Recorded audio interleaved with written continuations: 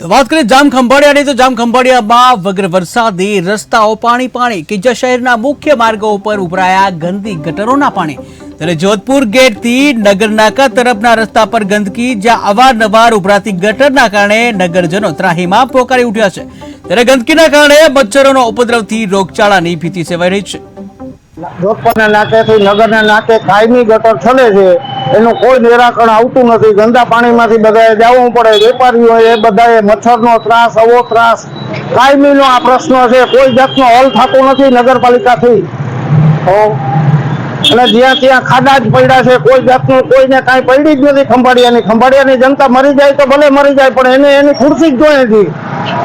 અમે જામખંભાળિયાના જ રહેવાસી છે, દરરોજ અમે આવક જાવક કરતા હોય। જોધપુર નાકેથી નગર નાકા સુધી એટલી બધી પાણીની ગંદકી ફેલાયેલી છે, જે ગટરો છલકાય છે એના લીધે થાય છે। રાહદારીઓને નિશાળે જતા આવતા બાળકોને તકલીફ પડે છે।